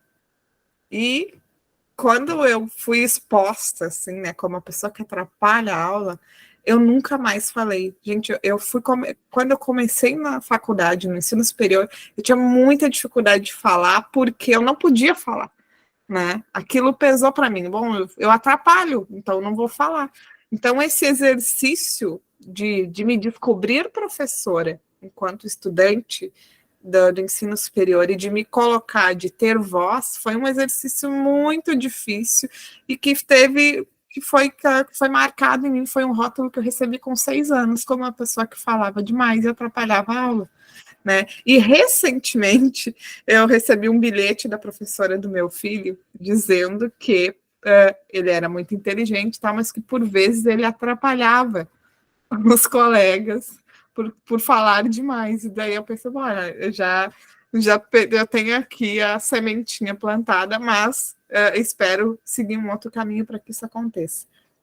Diferente do que foi comigo, né? E aí, aproveitando essas falas, quero trazer uma sugestão para o Bernardo, que eu fiz, Bernardo, com uma turma, que era o seguinte: um dia eu sentei com as crianças e disse assim, bom, quando a gente faz alguma coisa que não é legal, né, que os outros não gostam, vamos fazer uma lista do que a gente pode fazer que é certo, mas que a gente não gosta tanto de fazer. E a gente criou uma lista das coisas chatas, mas que são legais. E aí, quando alguma criança fazia uma coisa que acabava não sendo combinado, ela ia lá e escolhia uma coisa daquela lista, da lista chata, mais legal para ela fazer. Como, por exemplo, arrumar a casinha de boneca. Os meninos, porque tinha essa cultura ainda, né? Os meninos não gostavam, então, geralmente, eles escolhiam isso, mas isso se tornou um exercício do gostar. Justamente por eu não gostar, eu sempre escolho o que eu não gosto, porque eu comecei a gostar, porque era uma oportunidade também para eles de terem um tempo na casinha de bonecas. Então, é um caminho que daqui a pouco pode ser útil, né? De criar essa lista com as crianças de coisas para elas fazerem. E tem uma coisa que a autora falou, eu procurei aqui, não achei, mas é uma coisa que a gente já falou várias vezes, que é sobre a birra, né? Que a gente acha que a criança está fazendo aquilo para nos provocar, né? E às vezes a gente vê um bebê, né? Olha só, ele está fazendo isso de propósito. A criança às vezes tem 11 meses de existência dentro do planeta Terra, e a gente está aqui no auge dos 30, dos 40, dos 50, dizendo que essa criança está fazendo isso para nos provocar, sendo que essa criança está construindo uma concepção de mundo, uma concepção de certo e errado, uma concepção de acolhimento, né? Recentemente, eu tenho uma bebê de 4 meses e um filho de 6 anos. E aí, outro dia, surgiu o assunto sobre se os pais gostam mais de um filho ou de outro, né? E aí eu expliquei para o meu filho, eu falei assim, Raul, agora a Elis tem 4 meses. Ela depende da gente para tudo.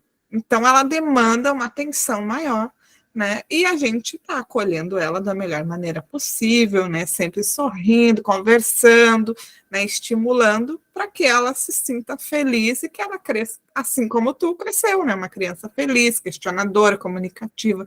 Isso não quer dizer que a mãe e o pai gostam mais da Elis. Quer dizer que a Elis demanda uma atenção maior, né? E ele entendeu. E daí, agora, ele sempre fala... Eu acho engraçado quando ele vai falar com a irmã, que ele diz assim, como ela ama esse mano, porque ele também quer ser lembrado como uma pessoa que acolhe, que deixa uma marca positiva. Então, esse diálogo, ele é necessário. E aí eu quero trazer uma fala, já que para a gente também trazer coisas do livro, lá na página 49, ela traz um exemplo sobre uma criança que mordia, que é o Pedro, né? E aí ela dá a sugestão para essa família de comprar um mordedor, para que quando a criança estiver com raiva, ela use o mordedor, em vez de morder uma pessoa, que ela morde o mordedor. E aí eu lembrei da Bianca, daquele livrinho que eu sugeri, que um dia ela sugeriu na escola que eu trabalhava, que tinha uma criança que ela sempre descontava a frustração dela batendo em outras crianças. Então ela disse, vamos fazer um boneco para ele e vamos dizer para ele, quando tu estiver com raiva, tu pode bater no boneco. Aquilo que tu pensou em fazer com teu colega, tu faz com o boneco. E aí teve uma professora que ficou horrorizada. Mas ele vai bater no boneco? E aí ela disse, sim. Ao mesmo tempo que a gente se incomoda dele bater na criança, no colega, qual o problema dele bater no boneco, que é um objeto? Que é justamente uma ferramenta para auxiliar ele a superar essa barreira, essa dificuldade de comunicação, né? O boneco não sente dor, o colega sente, mas ele ainda não tem maturidade suficiente para entender isso. Então, a gente direcionar esse momento da raiva, da frustração para um objeto é muito mais saudável do que a gente tentar ficar podando a todo momento a ação dele com os colegas. E aí eu lembro que isso no dia fez muito sentido para mim, mas ao mesmo tempo causou um estranhamento, porque a gente tem um apego também às coisas físicas, às coisas materiais, né? E aí eu lembro, assim, de eu, enquanto mãe, eu não faço uso de violência física, mas cometo muitas pequenas violências veladas, como, come logo, a gente tem que sair de novo, e aí me peguei, enquanto leitora, de que muitas vezes eu acabo deixando um rótulo de que, tu sempre demora, eu sempre tenho que te lembrar. Então, são exercícios que eu tenho também que fazer para me lembrar de que isso vai deixar marcas e que eu ainda tenho tempo de reverter isso. Né? Um amadurecimento que eu tenho para fazer enquanto adulta, enquanto mãe, para que eu possa causar um reflexo positivo na educação dos meus filhos. Bernardo. Não, esse trecho também eu fiquei meio assim pensando de que, ok, para, né, o normal seria que ok, quer expressar a tua raiva, então vai lá e bate no boneco, bate na almofada. E eu já falei isso com crianças, tipo, ao invés de bater no teu colega, vai lá e bate nessa almofada, fala assim, prof, quero, né, tô com raiva e tal, me dá uma almofada. E só que a hora que ela traz, né, que para o cérebro da criança aquilo ali, ela tá descarregando, que não seria o ideal, daí tu fica assim, tá, e agora, né, o que eu vou fazer? Né? Porque a gente tem que conversar com a criança para que ela entenda esse sentimento, essa raiva, tá? Tu tá com raiva por qual motivo? O que aconteceu para gerar essa raiva, né? De que eu acho que sei lá, fico meio confuso de o que a gente vai fazer agora. Né, se a gente porque infelizmente não vai só adiantar o diálogo, eu acredito, né? Se a criança está numa ânsia de bater em alguma coisa, é melhor que ela bata nessa almofada. E eu acho que o que não pode acontecer é só isso. Tá, fulaninho, tudo bem tu ter raiva, não tem problema, todo mundo sente raiva. Sempre que tu tiver com raiva, tu vai bater nessa almofada, né? Se acabar aí, eu acho que esse é o problema. A gente tá ok, ó.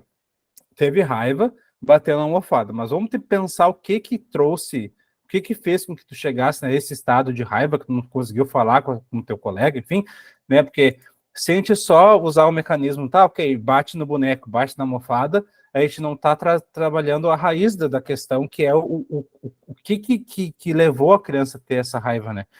E eu falei na 22, as habilidades desejadas, dela fala, né, que a nossa educação é imediatista, né, e no final ela coloca assim, né, como estamos preparando as crianças e os jovens para os anos que seguirão longe de nós?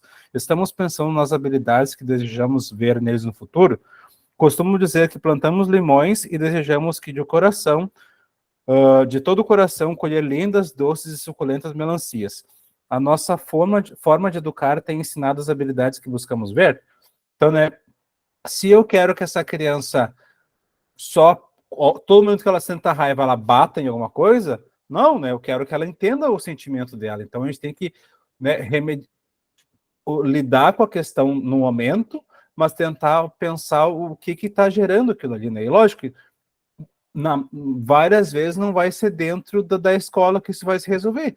Né? Se é uma criança, teve esse episódio com o Bernardo, esse episódio com a Lede, é uma coisa. Agora, a gente sabe que tem crianças que têm episódios de raiva, de agressão a colegas, a próprios professores, quase que diariamente, né? Então, a gente tem que ler, tem que se informar, tem que pensar em estratégias e tal, e tem que entender o momento, tá, ok, olha só, isso não é mais da minha alçada, porque está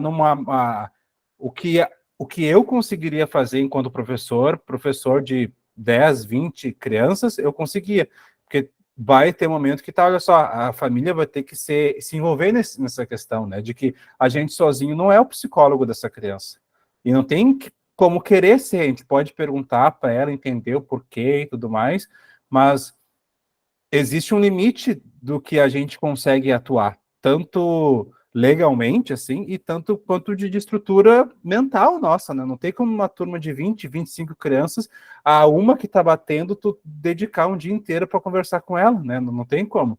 Mas eu acho que a gente não naturalizar esses extremos, né? Criança que bate todo dia, A criança que chega na sala e fica parada tudo disso, tu não falar para ela, olha só, tu pode brincar com aquele carrinho, ela não vai brincar, né? Senão a gente naturaliza, tá, a fulaninha quietinha, não dá problema e tal. Tá, mas a fulaninha quietinha também tem...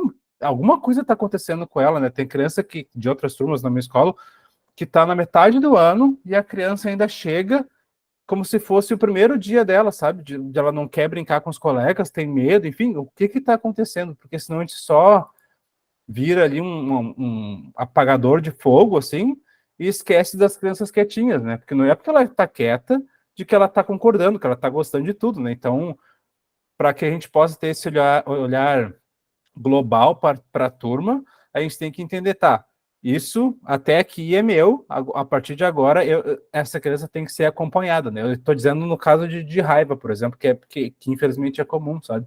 Porque senão a gente vai querer, tá, ok, agora ali sobre educação não violenta, resolvi os problemas com o Joãozinho da turma. Não é isso, né?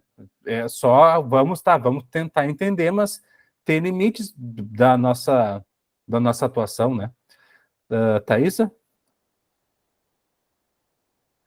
Escutando você falar agora, me veio muito à minha cabeça um aluninho que eu tive no ano passado.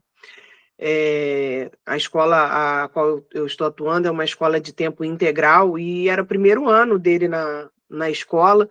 Então, assim, foi uma adaptação muito difícil, porque veio de uma pandemia, né? Já vinha outras coisas junto, de só ficar em casa, é uma região meio que rural, né? Questão de sítios e tudo mais afastado de um centro de uma cidade, já ter que ir para uma escola e ficar em tempo integral, uma criança já com 4 anos de idade, né? Não passou por creche, não passou por nada disso, enfim, era uma criança que pedia socorro, né? Ele me agredia, ele me mordia, ele dava tapa na minha cara, e quanto mais eu tentasse dialogar com ele, né, era mais agressivo ele ficava, não só comigo, como com as outras crianças.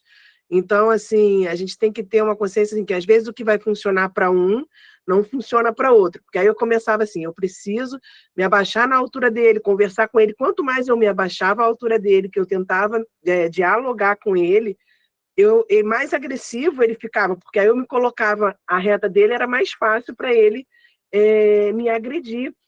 E eu levei uns dias para poder entender que, na verdade, ele estava querendo ser acolhido, ele queria um abraço para ele poder externar aquela saudade que ele estava sentindo da mãe, aquela frustração de estar ali trancado dentro de 4 paredes numa sala de aula, de uma escola pequena, apertada. Então, assim, ele estava gritando socorro e ele queria ser acolhido ali, né? Foi um processo que teve, assim, a gente fala que quando a gente é mãe, né, no primeiro ano de vida, a gente precisa de uma super rede de apoio, né? E na escola a gente também precisa de ter essa rede de apoio, né? Onde tenha um psicólogo para estar ali junto com você, te ajudando, porque é difícil a gente manter o equilíbrio emocional, né, em determinados momentos, e tá ajudando essa criança, né? Era o meu primeiro ano como professora, e as pessoas no corredor da escola me olhavam assim, tadinha, novinha, não vai aguentar, vai desistir. E eu falava para a minha orientadora, eu não vou desistir da minha profissão e muito menos dele. Ele está gritando ajuda e eu voltava para casa assim, aos prantos, não pelo que acontecia, mas porque eu não estava conseguindo ajustar, né? Na verdade, porque a gente também é um pouco imediatista, né? A gente quer a solução para ontem, né? E cada criança tem o seu tempo, né? Quando você estava falando, era isso que eu estava pensando. Cada criança ele tem o seu tempo e o que eu vou fazer com um não vai ser igual do outro. E eles também têm um processo, até mesmo deles entenderem o que está gerando aquela violência. Né? Então, tem uns que vão conseguir entender, eu estou incomodado porque eu estou com saudade da minha mãe, ou enfim, eu não estou gostando de ficar aqui dentro dessa sala preso, sei lá. Né? Cada um também tem o seu tempo, né, de resposta e de compreensão daquele processo que ele precisa naquele momento. A primeira coisa é ser acolhido, né? Então, foi um ano assim, bem desafiador para mim, mas assim, ao mesmo tempo que ele me batia, depois ele já começou a entender o quanto aquilo estava errado, ele ficava desesperado quando ele se acalmava e ele via que ele tinha me machucado e ficava a marca, ele ficava, tia, pelo amor de Deus, desculpa, eu te amo, e eu falava, não tem problema, a tia não está brigando com você por causa dessa mordida ou por causa desse roxo, está tudo resolvido entre a gente tia sabe que você estava nervoso, está tudo bem. Só não pode acontecer sempre. Eu tentava ir conversando, mas no momento de calmaria dele, porque não adiantava eu querer conversar ou dizer para ele, tá me machucando, não faz isso no momento de euforia dele, né? Mas é isso. Eu fiquei lembrando desse momento e depois chegaram outras crianças e aí já foram outro processo, né? A mesma coisa que eu fazia com ele já não funcionava com o outro. O outro já não gostava que abraçasse, que ficasse ali para poder acolher. Gostava de ficar isolado no seu cantinho. Então, eu tinha que dar o tempo dele para depois eu conseguir me achegar e dialogar. Obrigado. Te ouvindo falar, eu lembrei de uma criança que eu tive que... Opa, assustei aqui minha neném. E que tinha também essa questão que ele descontava a frustração dele, a raiva dele em mim e posteriormente nos colegas também, né?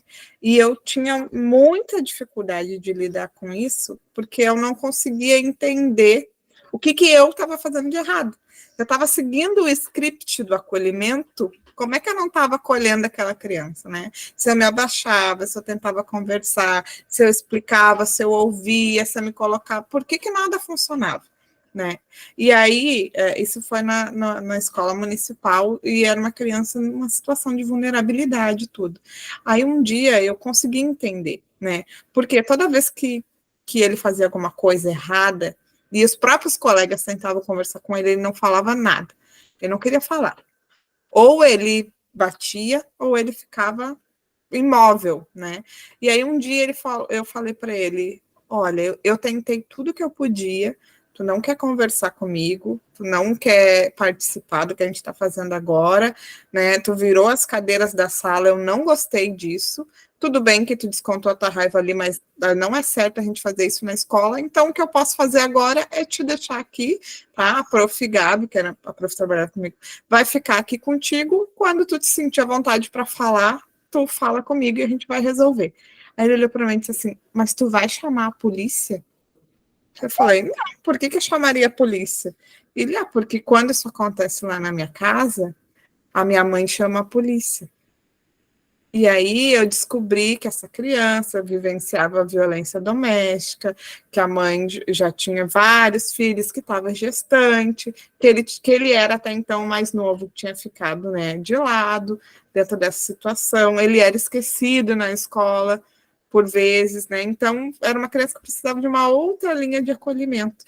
E aproveita daí para trazer uma fala ali que ela fala na página 61, é que ninguém é uma coisa só, né?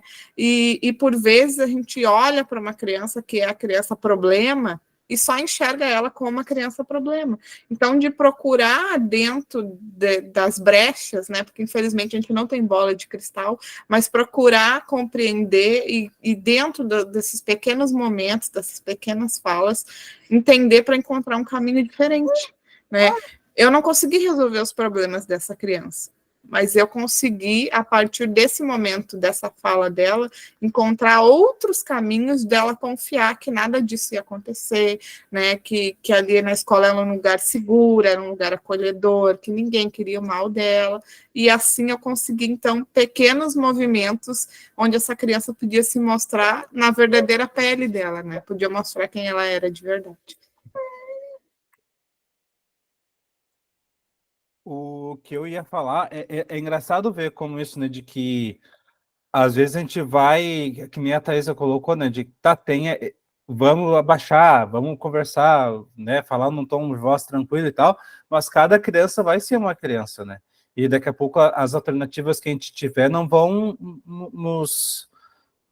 sanar aquilo ali, né, e só uma coisa que eu lembrei agora, é que às vezes a gente literalmente vai lá e pede a fulaninho, por favor, me ajuda, né, com tal criança, ou quando um colega vem bem intencionado, querendo ajudar, mas já chega, pega a criança, não sei o que, tipo, a gente não faz isso, né, e isso eu aprendi no CAPS, quando eu fiz o estágio no CAPS, né, no Centro de Atenção Psicossocial da Infância e Adolescência, que daí diziam assim, ó, por mais que, né, eu estou manejando uma criança que está tendo um surto, se o meu manejo não está o ideal, né, e a Leide é minha colega, mas a Leide não vai no meio do manejo dizer, não, agora tu vem aqui com a Leide que eu vou, sei lá, fazer um desenho contigo para tu se tranquilizar. Não, né? Tu tem que estar. Primeiro tu pergunta pro colega, fulaninho, posso te ajudar com alguma coisa? Porque daqui a pouco a pessoa não quer ajuda. Ou ela só quer assim, ó, só fica com a turma que eu vou sair para dar uma volta com ele, enfim, porque senão a gente, bem intencionado, acaba tirando essa dinâmica, né, de referência para a criança. E as crianças fazem isso. Às vezes ela pergunta para mim, prof. B, dá para pegar os carrinhos agora? Eu digo que não. Elas vão lá na Proficate, que é a minha colega. Proficate, a gente pode pegar os carrinhos agora? Eles estão testando a gente, tá? Se um deixa, então tá bom, né? E só uma última coisa, a questão do... né, que a Tássia falou, né, da criança que queria ser um abraço, assim, né, ser acolhida, não é exatamente esse caso, mas às vezes a gente vai ver nas crianças, especialmente as mais velhas, assim, as brincadeiras de lutinhas, né, especialmente nos guris.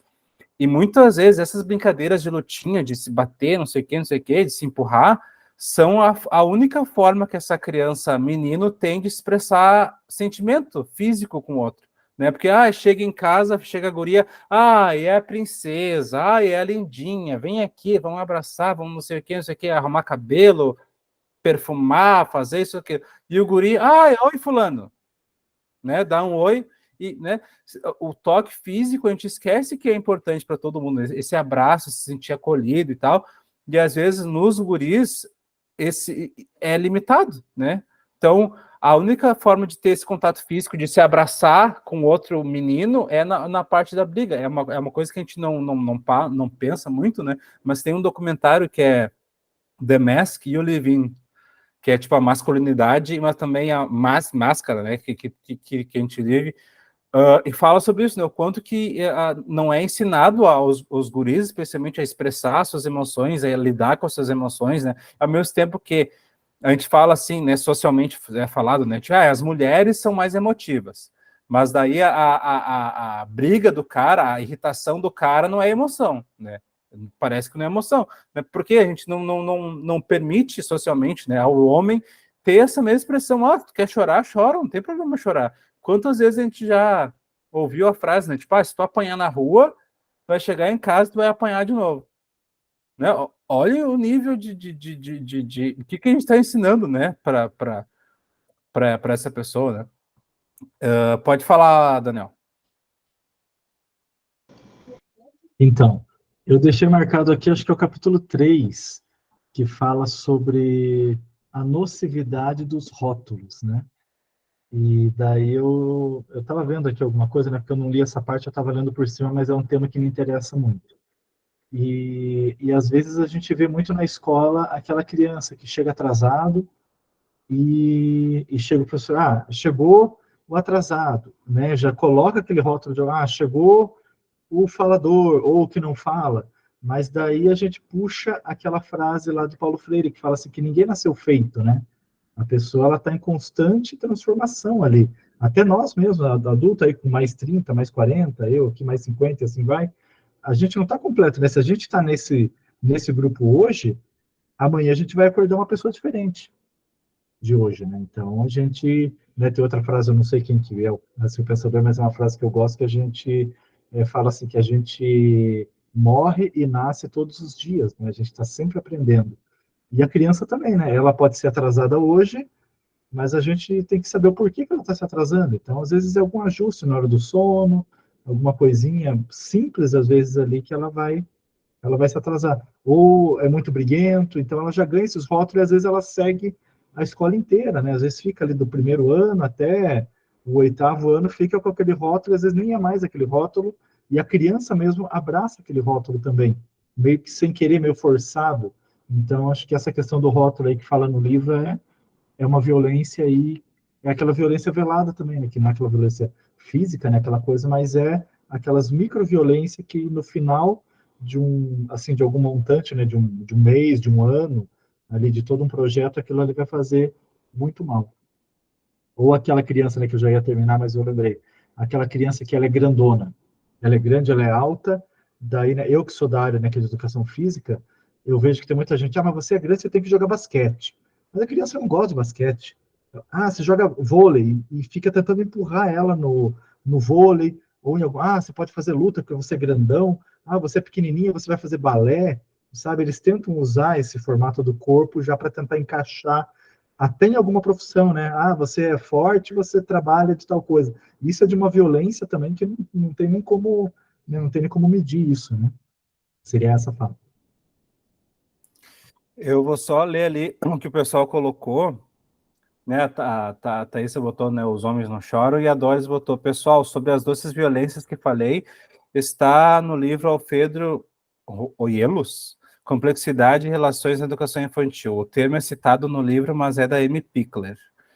E sobre essa questão de rótulos, né, que o Daniel colocou, eu me lembrei também, de novo, do CAPSI, que existe essa questão de rótulo, né, e o quanto que o professor, às vezes, né, e existe até o efeito Pigmaleão. Eu vou anotar aqui para mandar depois. Pigmaleão. Porque, assim, né, tem a Lede e a Thaísa que jogam vôlei. Daí, no meu ver, eu acho que a Lady joga melhor. Então, eu vou... olha só, Lady, por que tu não fica hoje, depois da aula, jogando um pouco mais de vôlei? Né? O meu viés acaba fazendo com que ele se confirme, né? Então, se eu acho que a Lady tem maior tendência a Thaís a jogar vôlei, eu vou incentivar ela. Quanto mais eu incentivo a Lady a jogar vôlei, mais eu, né, reitero o que eu já achava. Então, viu, a Thaísa não consegue jogar vôlei, tá? Mas será que eu olhei para a Thaís?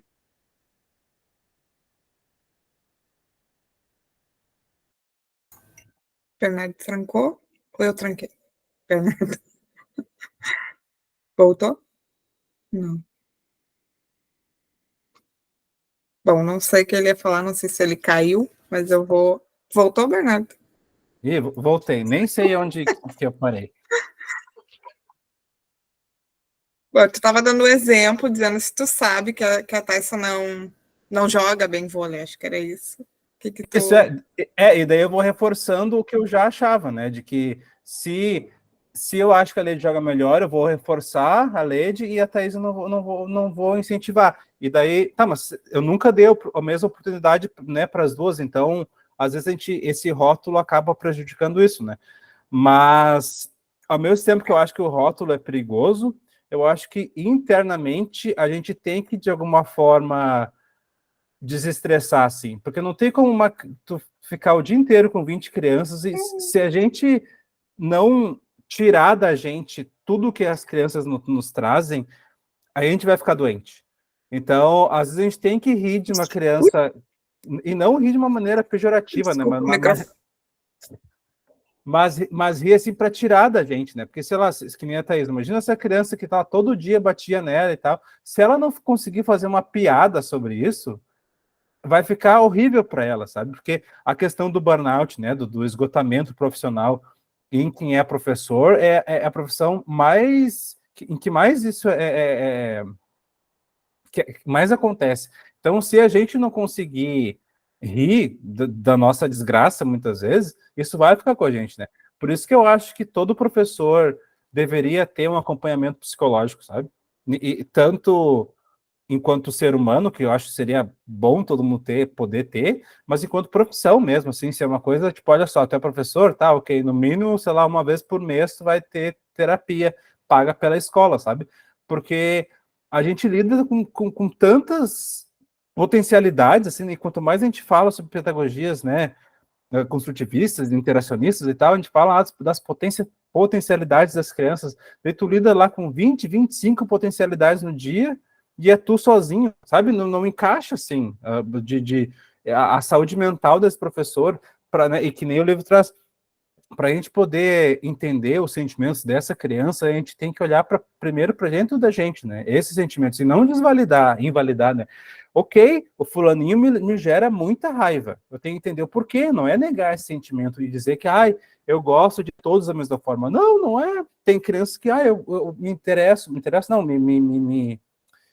me inspiro mais por essa aqui, sei lá, ela é mais parecida comigo, eu me lembro meu filho, me lembro meu tio, me lembro minha sobrinha, sei lá, e essa aqui, por algum motivo, ela me irrita, né? E ao invés de negar esse sentimento, eu tenho que tentar entender, tá, por que a fulaninha me irrita?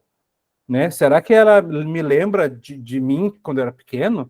Né? Enfim, a gente tem que se questionar, porque se a gente não olhar para as nossas próprias emoções, a gente não vai conseguir olhar e identificar as emoções na criança, né? Leite? Eu só vou fazer a carrasca de ir encaminhando para o fechamento, né? Que a gente se propôs a conversar até às 21 horas. Mas diz a gente nunca consegue em nenhum grupo vencer todos os capítulos, todos os subtítulos e tal, mas o grupo no WhatsApp ele fica aberto para quem quiser trazer colocações, mas eu acho que a gente conseguiu fazer um percurso muito bom, né? Eu, ao mesmo tempo que eu busquei fazer essa reflexão enquanto professora, eu também me senti acolhida enquanto mãe, então acho que foi uma conversa que conseguiu passar por esses caminhos, e acho que a gente foi bem feliz, assim, na minha opinião pessoal, de que a gente conseguiu atingir pontos importantes desses 3 primeiros capítulos do livro, né? Então, na próxima terça a gente vai conversar sobre os demais capítulos, né? Mas lembrando, então, quem quiser pode trazer colocações lá no grupo, fica à vontade para isso. E se alguém ainda tem mais algum apontamento antes da gente encerrar, também esse é o momento. Eu estava apontando, mas eu mudei de Pode ideia. falar, Daniel. Então, eu quero agradecer de coração de ter, assim, de ter encontrado, né, todo esse grupo. Acredito aí que vai ter muita conversa bacana. Acho que cada um de vocês aí tem alguma coisa ímpar aí para poder estar aí, vamos dizer, compartilhando para a gente. Acho que essa troca aí de informação vai fazer a gente virar aí pessoas muito melhores aí. Eu acredito até que num espaço de tempo às vezes mais rápido do que a gente ficar tentando encontrar soluções. Então, já é um lugar que a gente consegue concentrar isso. Eu preciso de alguma coisa, eu vou correr aqui. Eu tive uma ideia, eu vou falar nesse grupo, né? Então, eu quero agradecer aí o universo em geral aí de ter aí colocado vocês aí na minha frente. Tá bom? É isso mesmo. Obrigado, Daniel.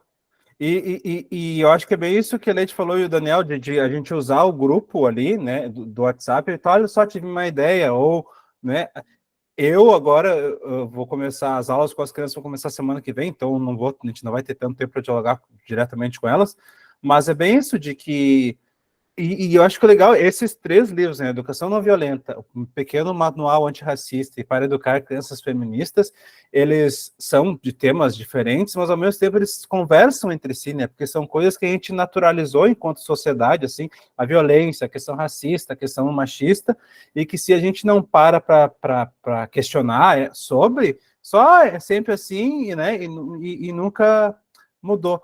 Mas além, né, então a gente tem, né, semana que vem a gente tem o segundo e último encontro desse grupo. No dia 8 de agosto, a gente tem o encontro único do Pequeno Manual Antirracista. E no dia 15 de agosto, para educar crianças feministas. E a gente tem um convite também para vocês.